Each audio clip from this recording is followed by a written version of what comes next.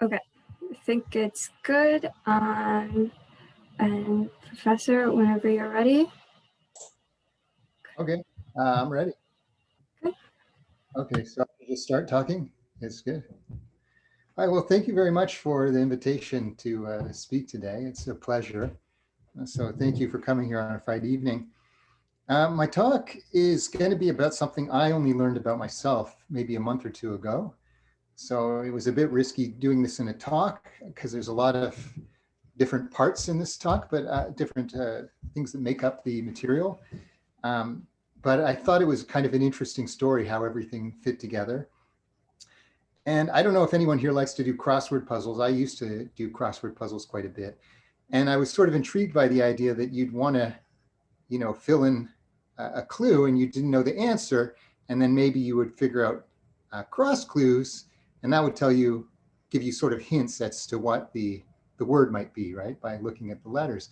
And sometimes you couldn't even get the cross clues and you'd have to start over here and, sort of zigzag your way across the crossword until you could fill in the remaining blanks. And I think that's a good metaphor for how mathematics is done. You're really, getting information in some different part of mathematics, and maybe it becomes relevant somewhere else. And that's sort of the story I want to talk about, how there's this unexpected connection between topology and a very basic question about polynomials. So I'm going to start off by asking you a question, which is going to look very easy, but if you play around with it for a bit, you'll see that it's hard. So we're going to have a polynomial. It's going to be monic, so its degree is n, okay? And its leading coefficient is a 1, so there's a 1 here. And what we want to know is, we take p of x and we subtract some integer n, and we want to know when do we get at least 2 distinct integer roots, okay? So it's a pretty basic question. And the question is, can we understand the polynomials that do this? So it seems like a very straightforward question, maybe something you could just work out in an afternoon, but maybe it's more complicated than we think. So usually when you're given a problem like this, what most of us do is we sit down and we play with a few examples. So we can look at what happens when n equals 1. And it's pretty easy to see what happens when n equals 1. In that case, we've got a monic polynomial, so it's just x plus a, where a is an integer. And we want this linear polynomial to have at least 2 distinct integer roots, and that can't happen. So far, so good. We've shown that you can't do it for n equals 1. And then for n equals 2, now we've got x squared plus ax plus b. And even that might be a little complicated to start with. So what if we just look at a very simple example? And the simplest example we can come up with is p of x equals x squared.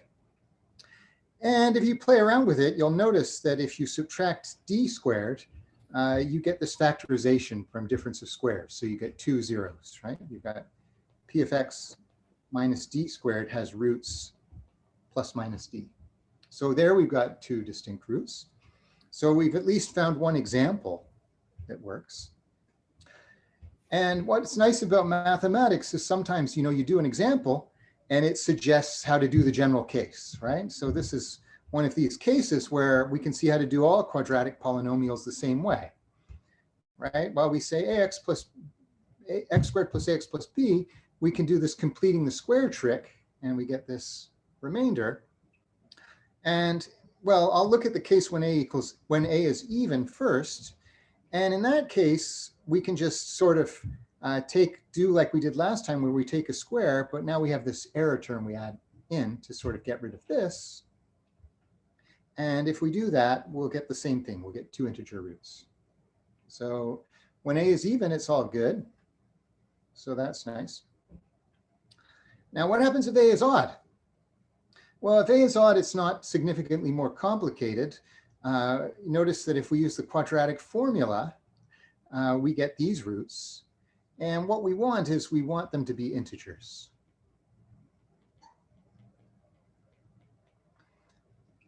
And we can see that because this is all over 2, since a is odd, that means that this has to be an odd perfect square, because we want this to be odd plus or minus odd. so that we get something divisible by 2. And you can see, so making that an odd perfect square is just really saying now we have this equation. And you'll notice that an odd square is always 1 mod 8, right? So it's always got remainder 1 when you divide by 8. So since A is odd and this is odd, they both have remainder 1 when you divide by 8. So their difference is a multiple of 4. So we can solve this too. It's a little more involved. But if you sit down and play with it, you'll see that there's nothing really special about x squared. You can do the whole general case this way. So we've done it for n equals 2, for degree 2.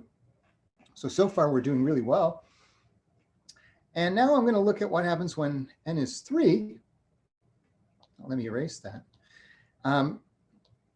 So now we've got a polynomial like this. And this is now getting a little complicated, right? We've got an expression like this, and we want to know, are there infinitely many n so that this has 2 distinct integer roots, right? And you can see this is a little tricky because we've got a, b, c, and we've got a lot of unknowns to keep track of. And so I'll give you the sort of key idea as to how one approaches this problem, because it's very clever, but it really simplifies the situation for us. Okay, so how can we determine whether this occurs? So here's the main idea. Sometimes, you just have a very simple idea and it really completely changes how you look at a problem, right? It's a complete paradigm shift. So let's say that p of x minus n has 2 distinct roots, right? Let's say it has 2 integer roots, u and v. Then really that's saying this. It's saying p of u minus n and p of n minus v of n minus n are both 0. And another way of saying that is if we subtract this from this, it's saying that this is equal to 0, right? Saying this is equal to this is the same as saying that p of u minus p of v equals 0.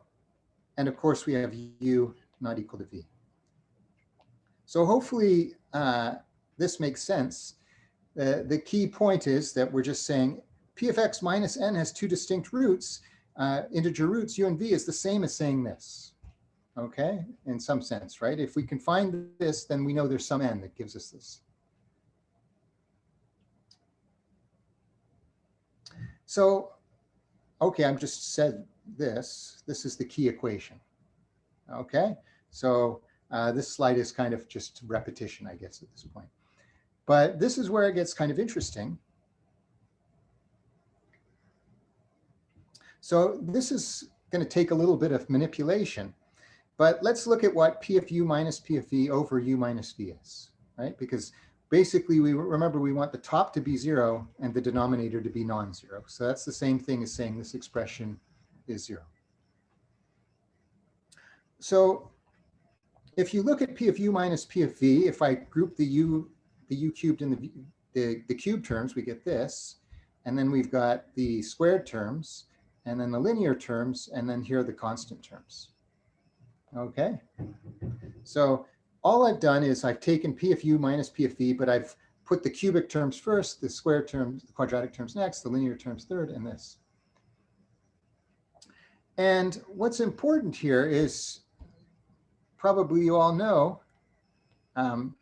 u to the n minus v to the n is divisible by u minus v, right? This is geometric series. So you can always factor out a u minus v.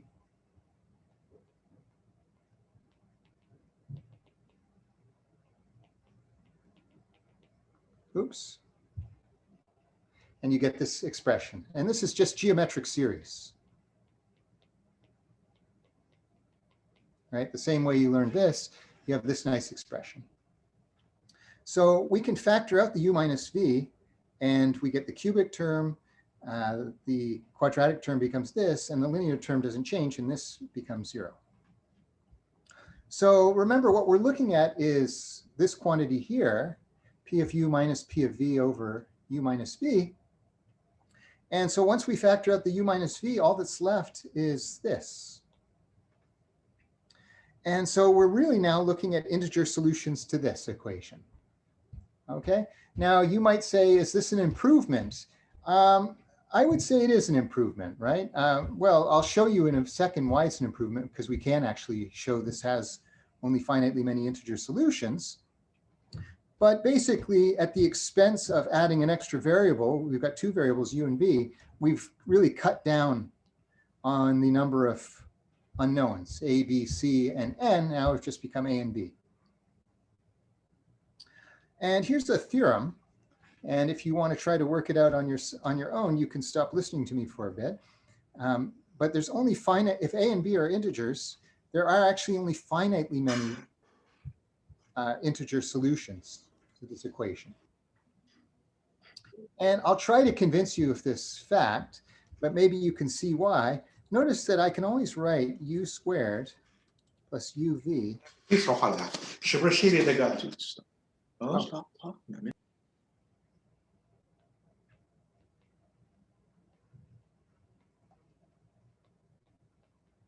I can always write it like this, right? So I can write it as a sum of two squares. Oh, no problem, Raymond. So this is just, again, doing a completing the square type of thing. And so that tells me that u squared plus uv plus v squared is bigger than or equal to 3v squared over 4, right? Because this is bigger than or equal to 0, and this is bigger than or equal to 0. And similarly, right, by symmetry, this is completely symmetric. This is bigger than 3u squared over 4, because I could just complete the square with a v plus u over 2 and do the same thing. So what that tells me is that u squared plus uv plus v squared is bigger than, well, 1/2 3v squared over 4 plus 1/2 3u squared over 4. Because if it's bigger than this and it's bigger than that, it's bigger than their average, and that's their average. So notice that this top term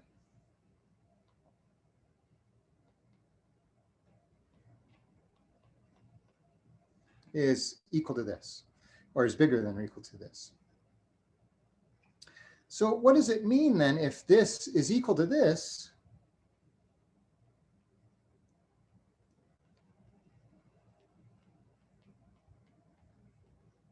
If we have this, then that in particular tells me that u squared plus uv plus v squared is less than or equal to a times the absolute value of u plus a times the absolute value of v. Sorry, I should put absolute values here. And this is just triangle inequality.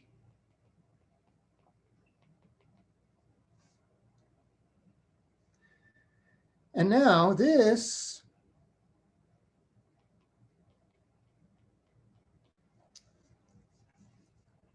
now I'm going to let you do the rest of it as an exercise, but what I want you to think about is this.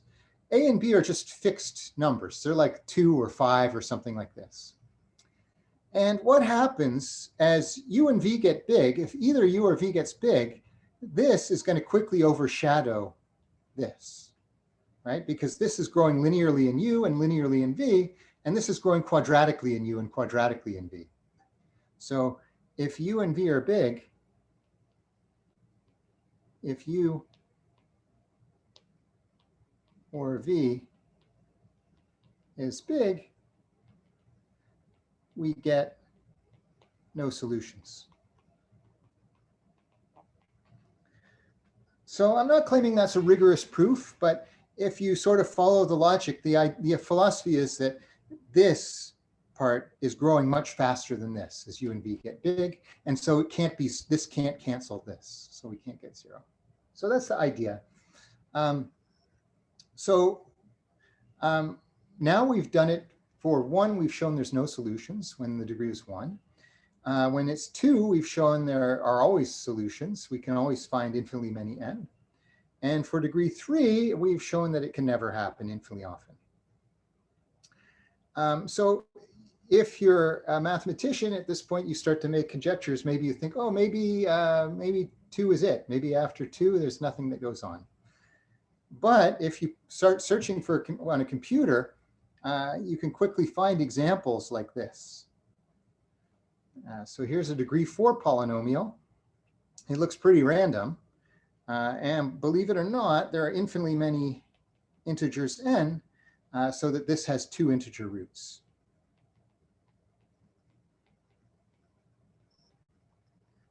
For infinitely many n.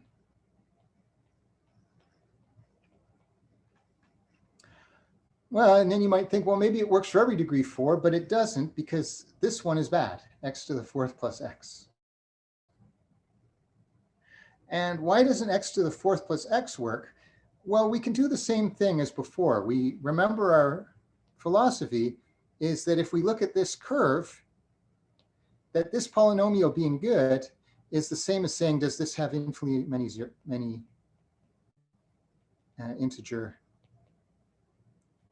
solutions? So if the answer is yes to this question, this is a good polynomial.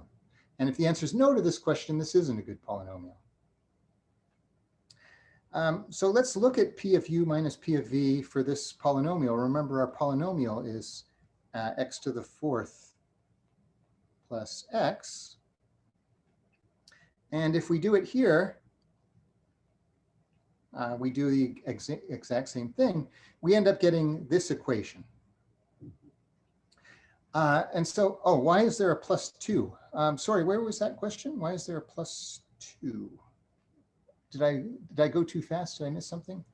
In the example of from above, why is there, yeah, the px, why is there a plus 2 at the end? Because good question. So you're right. We could have just, we can always assume that our constant coefficient is 0 because the problem isn't affected by the constant. Yeah, thank you.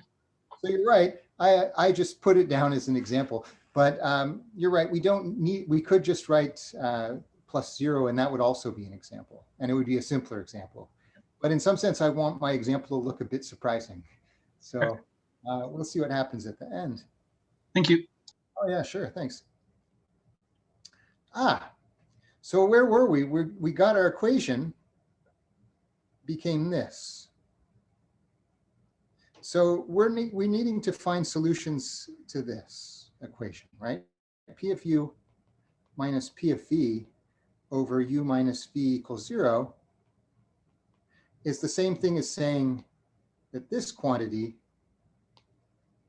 is equal to 0. And if I take the 1 to the other side, it's this nice equation. And notice that this actually factors. So if there are integer solutions to this equation, right, then what are we saying? We're saying u squared plus v squared times u plus v equals minus 1. How many ways are there to write an integer as a product of minus 1, as a product of 2 integers? Well, the only way you can do that is either write them as minus 1 times 1 or 1 times minus 1, right? That's the only way to do it. And this term is always positive. So the only way to do it is to have u squared plus v squared be 1 and u plus v equals minus 1. And so we see that there's only these solutions. So that actually shows us that there exists only one n, or maybe, well, let's see. I think there's, maybe there's 2 n's, right? Because we've got 2 solutions. Has 2 integer roots for at most 2 values of n. And if we sat down and worked it out, we could probably figure out exactly what the n are and whether we're right that it's 2. But we know there's not too many of them. But maybe I've convinced you that the problem might be a little difficult, right? We were able to answer it for 2 and 3, but even with 4, we're getting into some tricky equations that we have to solve.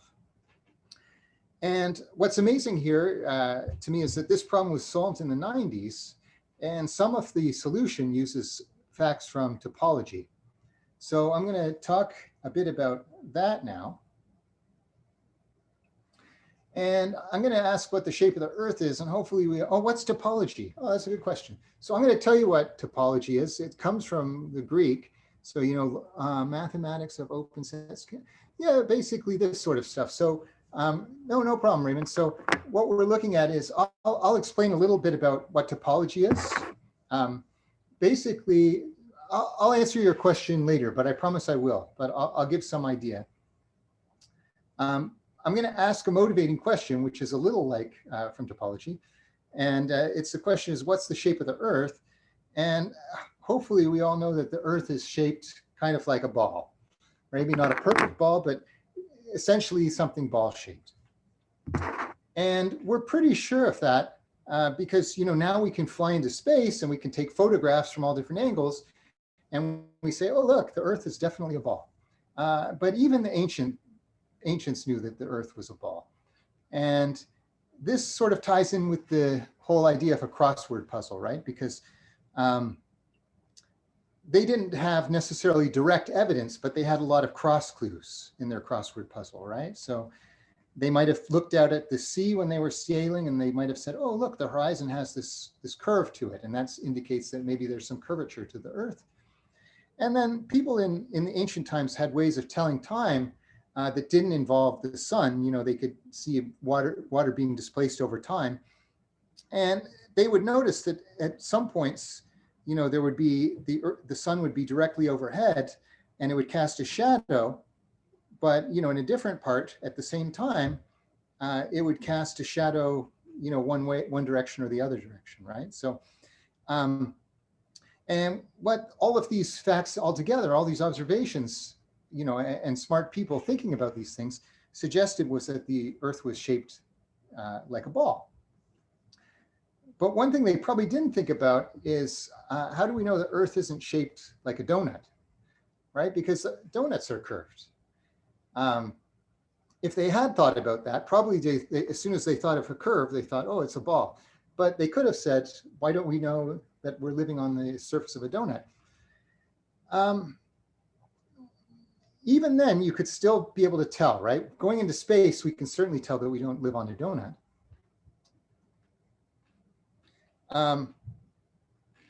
But you can think, if you can see my donut here, if you were a little person living on the donut at this point of the donut, if you could look straight up and you could see far enough, you'd be able to see more of the Earth, which is something you can't do in general on the Earth. Well, I don't know. I mean, assuming gravity is everywhere, I don't know, but maybe you're right. Maybe I don't know how the gravitational pull would work, where the center of mass would be, but that's a good point too. So maybe it's good that we don't live on a donut. But you could also see if we stood here, there would be some sort of curvature like a happy face rather than the sort of curvature this way we see when we go on the sea. So we could be pretty sure we don't live on a donut. Now, remember, Raymond had a question about what is topology, and some of you might have heard this joke. I don't think it's a very funny joke, but it's a joke. I mean, it's out there. People say a mathematician is a person who can't tell the difference between a coffee cup and a donut. And of course, I can tell the difference because I can take a bite. Well, the donut's delicious. I won't take a bite of the coffee cup. Oh, that was a bad idea. Okay. Now, what they mean is that topologically, these are the same. Oh, that was a terrible idea.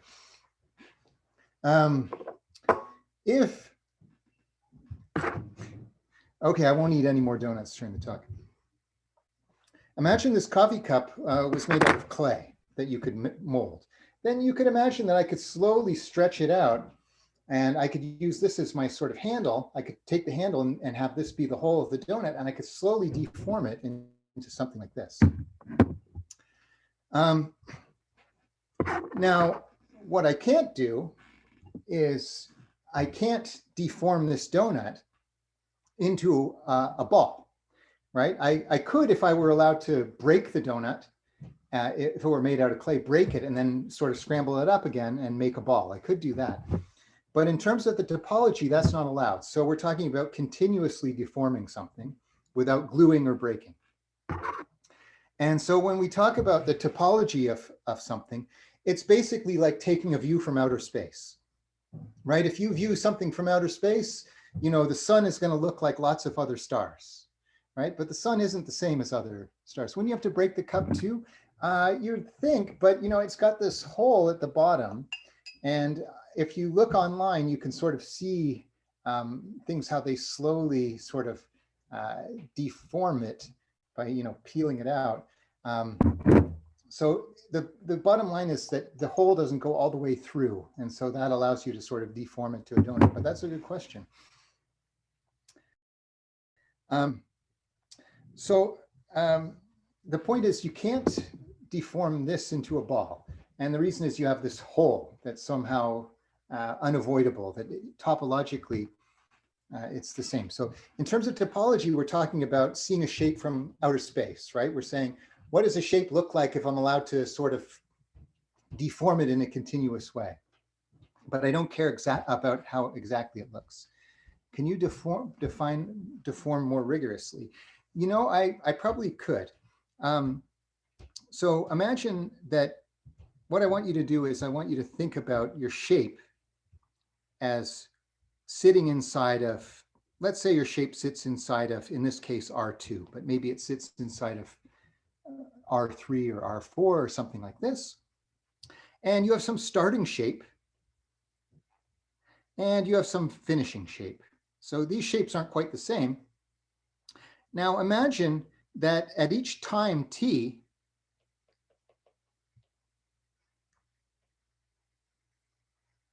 you have some intermediate shape. What I mean is that as t varies, this is sort of a continuous, transformation from one shape to the other. So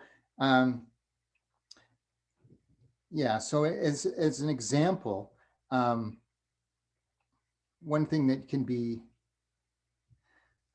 done. So actually, maybe I should say this better. I'm actually talking about loops. Yeah, can I define it rigorously? What I really want is a continuous bijection. Okay. I've heard of deformation used in other fields. Is the concept's motivation from topology? Deformation is just a very natural thing, right? It's basically saying you have some sort of parameter and that maybe things are varying continuously. So maybe let me redo this because I was talking about something I didn't quite want to say.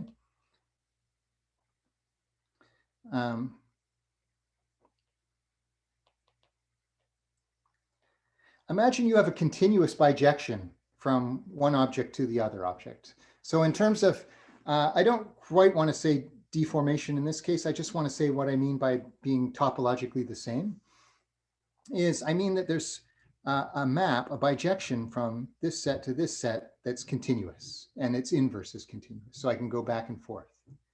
So for instance, this little square and this big square, I can sort of make a map that scales by 2, and that will give me this, and I can go back by dividing by 2. Is the object the same as sets in R? No, in general, the objects might live inside of some Rn or something like this. Okay, so they could live in, they could be 3-dimensional or something like this. And I wanted to say that there's even more surfaces we could make. Notice I took a bite out of this donut. I could use that. I could glue these together and I could get 2 copies of a donut. And this would be called the connected sum of 2 donuts. And topologically, that's different from the donut because there's no continuous bijection from one to the other. So far, I've only learned about does continuity here mean the same thing? Yes, in this context, if you're working in Rn, you can use Rn. Later on, you might learn different types of topology, and there continuity will mean just saying something like if you have an open set in the range and you take its preimage, it's open in the domain. But that's something for another time. But I don't want to get too deep. I just want to say that, there are these ideas of surfaces. And I have to talk a little bit about some concepts that maybe you haven't seen, but I want to talk about compactness and orientability.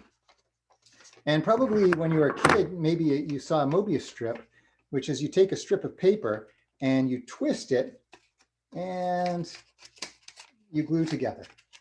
And this is what a Mobius strip is.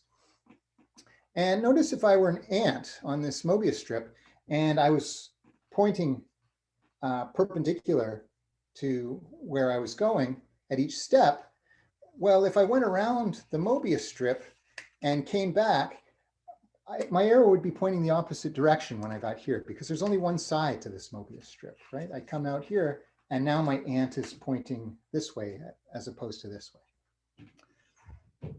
And this is an example of something that's called a non-orientable surface, because I can't make sense of some notion of clockwise in a continuous way, right? If I started off saying, okay, this is clockwise, clockwise, clockwise, eventually I come to the other side and now what was clockwise has become counterclockwise. So on the other hand, if you are on the donut and I'm pointing up and I go around the donut this way or around the donut this way, I'm still pointing out this way, right? If I'm a little ant and I'm looking up and I go around, I'm still looking up when I walk around. So these are called orientable surfaces, things like this and things like the ball and things like the connected sum of two donuts. These are orientable. And compact is something maybe you've seen in calculus. It's going to mean that it's closed and it fits inside of some finite region. So it's closed and bounded. And the last thing I should say is that notice the Mobius strip has a boundary, right? It has a region where if I stood here, I couldn't go anywhere in one direction, right? If I'm anywhere else on the Mobius strip other than here and at the bottom, then if I make a small enough circle around myself, I can sort of go within that circle. So here's the amazing theorem. Up to homeomorphism, the only compact, so remember that means it can fit inside your house if it's, or in someone's house, if the house is big enough. Orientable, so remember that means the ant can't do something like on the Mobius strip. Surfaces with no boundary are the ball or the connected sum of G donuts. So I could have one donut, two donuts. If I had a third donut, I could make three donuts. And remember, this is up to homeomorphism. So this means that if you have a surface, maybe it looks like this. Basically, all that matters is the number of holes, right? And then I can sort of make a continuous bijection to, here's 4 donuts connected, right? So basically, all that matters is the number of holes in your surface, right? A ball has no holes. A donut has 1 hole. And this number of holes is a very important quantity. It's called the genus of the surface. And so what it says is, if you only care about how things look up to stretching, then really all surfaces that are connected, orientable, compact, no boundary, really all that matters is the number of holes, right? You can use that. Now, real surfaces are really complex curves. So this is the important point of the talk. And this is where it gets connected back to what we were saying. But when we first learn about the complex numbers, we learn about the complex plane, right? We have a real axis and an imaginary axis. And that, I want to point out, is just part of our, it's not wrong to do it this way, but there's sort of a bias towards the real numbers when we do this, right? We're comfortable with the real numbers. First time we learn complex numbers, we're not as comfortable. So we work with this picture, right? And it's the same way, right? I mean, if you look at maps of Canada, they're all pointed this way. And that's, they all point towards the North Pole at the top. And that's because people in the Northern Hemisphere were the ones who had made the maps, and they have a bias towards putting North at the top, right? But you could imagine a universe where maybe people in the Southern Hemisphere are the ones who made the maps, and then Canada would be upside down. And it wouldn't be wrong, right? Both would be consistent with reality. It would just be some sort of bias. And maybe it's not necessarily even a bad thing, right? It helps us to think about something. But I want us to get rid of this bias towards the reals for this talk and think, well, maybe we could think of the complex numbers as a line. After all, it's two-dimensional as a real vector space, but it is one-dimensional as a complex vector space. So if I point the bias just towards C, maybe I can think of C as a line. And so what I want to think about is something that's two-dimensional as far as the reals go is one-dimensional as the complex numbers go. So did this picture not show up? Okay, it did show up. For some reason, I have two slides because I think this picture was a little too big. What I want you to do down here is, I told you just to draw the complex numbers as a line, but now I'm drawing them as a plane again. Here's the complex plane. So here's the origin, and here's maybe 1, 2, and here's minus I down here, right? Here's the complex plane. And you can see I've put a ball on top of the complex plane. So the South Pole is right here on the origin, okay? And I stand at the North Pole with a laser, and I can point my laser through any point on the ball, and I'm going to get a point on the complex plane. So if I pointed at the South Pole, I get 0. If I pointed it over maybe at this point, I would get something over here. And I can do this for every point on the sphere except the North Pole, right? If I say, oh, I'm at the North Pole and I'm going to point in the direction of the North Pole, what does that even mean, right? There's all sorts of directions I can go. So what I can see then is if I look at this thing, it's called the stereographic projection.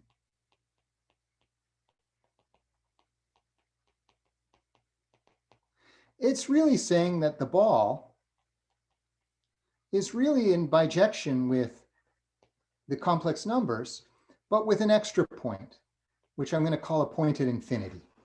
So this is really corresponding to the North Pole, right? When we try to do our my laser pointing trick at the North Pole, I can't do anything. So I'm just going to say, okay, that goes to infinity. And that's just a convention.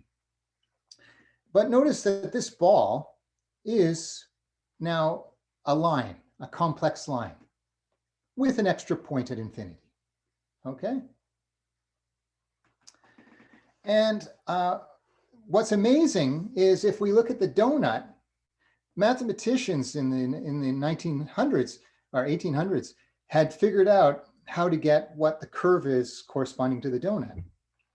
And what you get is you get a very special type of curve that looks like this. And it's called an elliptic curve.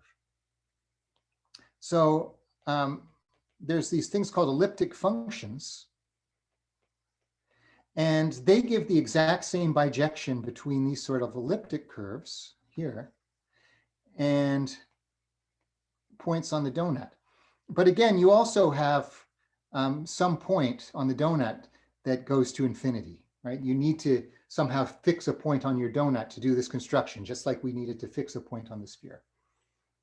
So somewhat amazingly, under this picture, the ball is going to the complex line. The donut is going to these sorts of elliptic curves. And I want to now just bring it back to the curves that we're going to be considering. Is notice that if we did this, we said the sphere was just the points on C, which I can really think of as points x, y, and C2 with y equals 0, right? I can just think of it as being, I can think of the numbers in C as being points in C2 like this. And the reason why I want to do that is I want to say that the next principle is that surfaces really correspond to plane curves plus points at infinity, whatever that means. And I'll try to give you an idea of what that means. But basically, under this, right, the ball is corresponding to the plane curve y equals 0. The donut is corresponding to some sort of elliptic curve. And if I had a different donut, maybe I get a different elliptic curve, right? My donut might have a slightly different shape, and then I'd get a slightly different elliptic curve. And this is something really crazy to me, is that somehow the shape of the object is actually related to integer points on the curve. So this is one of these really crazy results, and it's due to Gerard Faltings.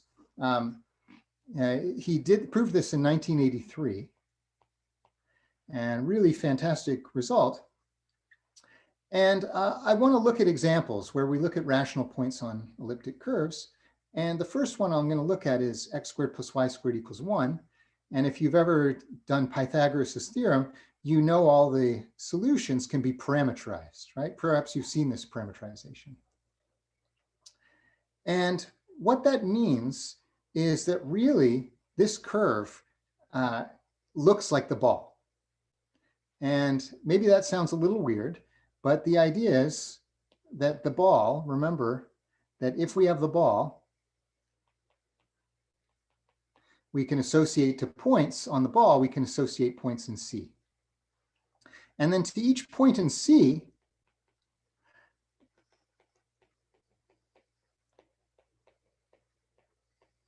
we can associate a solution to this curve. And this is really essentially bijective, right? If you wanted to get, say, the point 3/5, 4/5, and you wanted to try to solve for t, well, you'd be solving t squared minus 1 over t squared plus 1 is 3/5. And if you did that, you'd get two solutions for t. And one of those t's would make this one 4/5, and the other one would make it minus 4/5. So you can essentially recover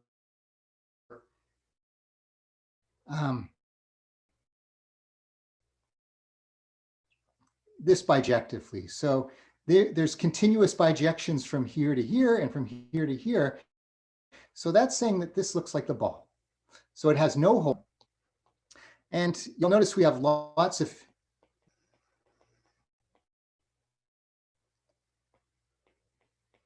sorry, my handwriting's a little messy now. Any rational number I plug in here, I'm going to get a rational solution.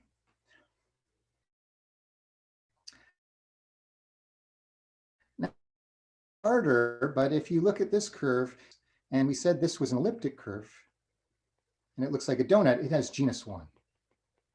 So here we've got a curve with genus 1, and it only has 3 rational solutions. And let me do another example. X to the 5th plus y to the 5th equals 1.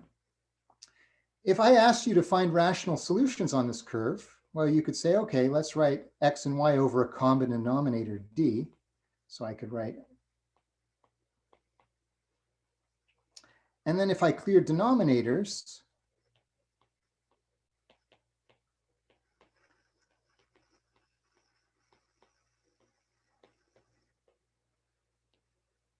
I'd get something reminiscent of Fermat's last theorem. And thankfully, we live in a time where we know Fermat's last theorem is true. So we know there aren't many solutions to this, right? So the only way to get a solution, integer solution, is to have the sort of a and d be the same, or b and d be the same, or a to b minus b, that sort of thing. So there's only these rational solutions. And believe it or not, people have worked out the genus of this curve, and it has genus 6. So somehow this curve looks like a donut.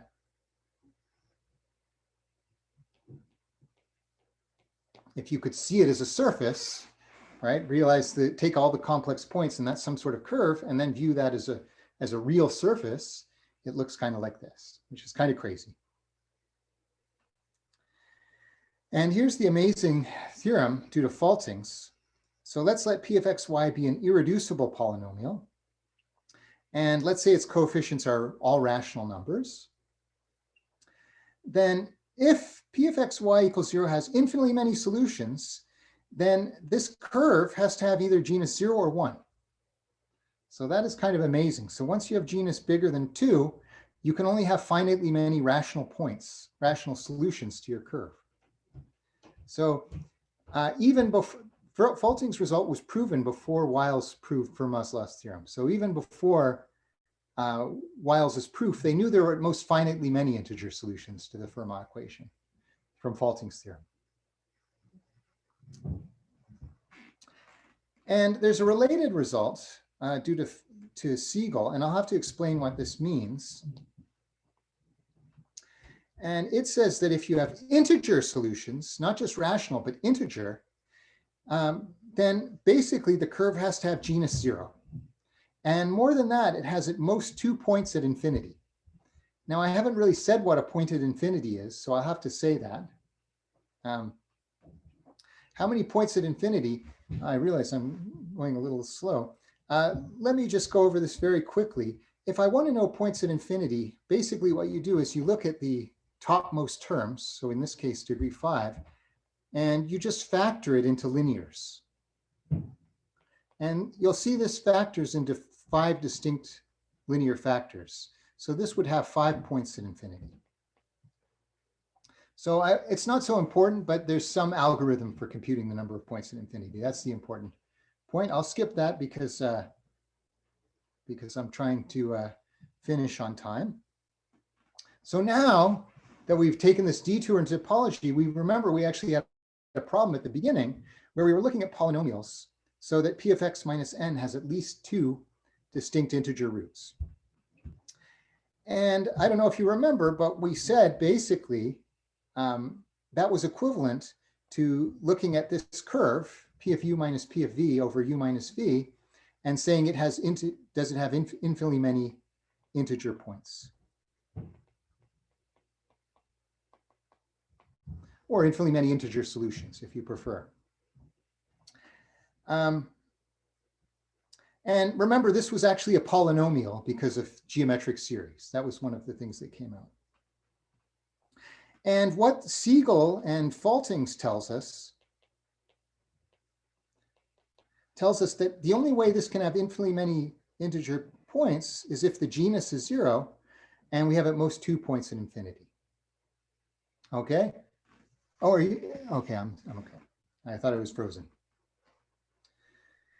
Now, the story gets a little more complicated here because remember Falting's theorem, you needed the polynomial to be irreducible.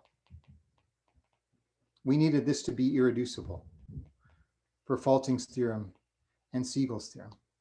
And in general, this isn't irreducible. So notice that if I take a of x and b of x and I take a composition, then I can basically break it up into 2 polynomials this way. Okay, so this is like taking a of x minus a of y over x minus y and making a substitution. And then this is like the other one. So this is reducible. And this motivates a natural definition. We say a polynomial is decomposable if it can be written as a composition of 2 smaller polynomials of degree at least 2. And if p of x is not decomposable, then of course we say it's indecomposable. So I just want to say, I'll just say very quickly that there's no relationship. I'll skip over this because it's not so relevant. But in general, there's no relationship between being decomposable and irreducible or reducible and decomposable.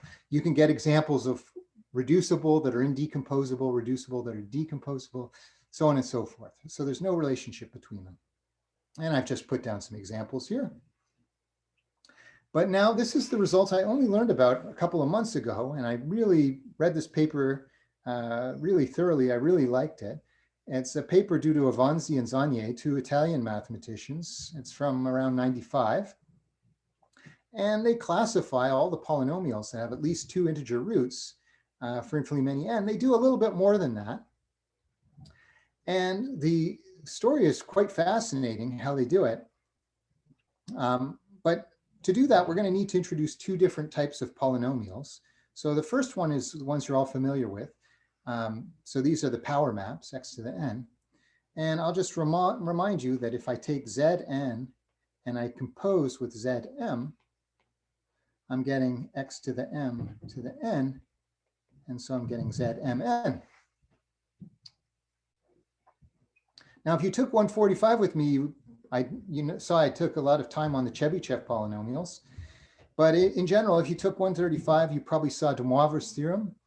And you know that there's a polynomial that allows you to express cosine theta as a polynomial of cos theta. Right? And this is just from de Moivre's theorem. So for instance, cos 2 theta is here. And that tells us that this is the second Chebyshev polynomial. And I've written down the first few. And in general, the nth Chebyshev polynomial is degree n, and it has this rule. And as before, we have this rule. So now we can state the incredible result of Avanzi and Zanier. So let's let p of x be a polynomial. And suppose we're not assuming that this is irreducible, but let's say it has an irreducible factor that gives us one of these plane curves of genus 0 and less than or equal to 2 points at infinity, right? Because that's what we need to have infinitely many integer solutions. Then they say either the polynomial is a composition of some polynomial with a power map with a linear, or it's a composition of some random polynomial with a Chebyshev with a linear. And that's it. Those are the only ways you can get this genus 0, 2 points at infinity that we need. Topology, Falting-Siegel tells us that's what we need to get infinitely many zeros, integer roots, solutions. And Avanzi and Zanier say this is the only way to do it. So this doesn't answer the question yet, but it gets us really close, because basically we've gone from all polynomials to saying, okay, we have to have one of these two types. Now, they're even able to show more. They're able to find all the solutions. And what they're able to show is that if we get infinitely many integer solutions, then this m here has to actually be even. And what I'm going to say now is, because if I have A composed with Z2M, if I have something like that, I can write that as A composed with Zm composed with Z2, because Zm composed with Z2 is Zm. So if I rename my A, new A, I can write it like this. And I can do the same thing with the Chebyshev. And because you can write the Chebyshev polynomial like this, 2x squared minus 1, you can in fact write it as a polynomial in x squared if you use this linear. So I'm not going to say too much about this, but basically they're able to reduce it even further down to something like this. So now we're really getting somewhere. So now we're getting close. We know our polynomial has to have this very nice form. And you'll notice that I can make substitutions, and I can actually, it's not too hard. I can make a substitution, and after replacing B, I can actually assume my polynomial even looks like this. So this C now is B over A. So it's getting close. Now, I know there's a lot of stuff going on here, but hopefully you're keeping track of it. What's shown is a result of Turnbull says that if we can decompose an integer polynomial like this, then we can in fact do the decomposition with integer polynomials. So it's a little bit of a tricky theorem, but basically what it allows us to show is that instead of just working with a random complex number C, we can in fact write our polynomial as some new composition where U and V are integer polynomials. And V is degree 2.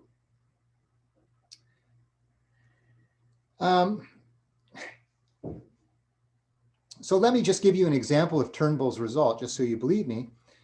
Here's one where I have this, and I'm taking Q to be this. And if I perform the composition and I work it out, I actually get an integer polynomial, even though the polynomials aren't integer polynomials. But you can see that I can rewrite that like this. I can write it as an integer polynomial composition.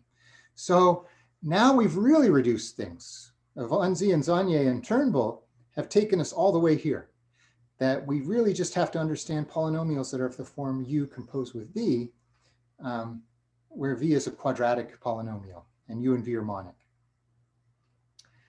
And these all work for the same reason that these all work. And I'll just go over this very quickly because I think I'm almost out of time. Actually, I don't know how much time I'm supposed to talk, but I thought it might be an hour. I don't know. Okay, maybe I'll try to end it pretty quickly. Notice that if v of x minus n has two different roots, then U composed with v of x minus m is going to have two distinct roots. So I've drawn the derivation here. You can take a look. Basically, if we pick an n so that this has two roots, so say they're R1 and R2, then that's the same thing as saying that U of R1, V of R1 is V of R2, and that's going to imply this. And then if we let m be this value, then we get the two roots here. Okay, so I know I'm going a little fast, but basically, we've exactly figured out the problem, that it's, there are infinitely many n, if and only if you're of this form, U composed with V, and U and V are monic, and V of x is quadratic. And you'll remember at the beginning of the talk, I told you that we had this counterexample, x to the fourth plus 4x cubed plus 9x squared plus 10x plus 2, and we said we didn't need the 2. That's true, but I put it in there anyway. And now we can see why. It's because we can write it in this form. So if I take U of x to be x squared plus 5x plus 2, and V of x to be x squared plus 2x, then if you do this composition, you'll get the solutions. And even more, this tells us exactly how to find the n's that work. So if we want to find the n's that have two roots,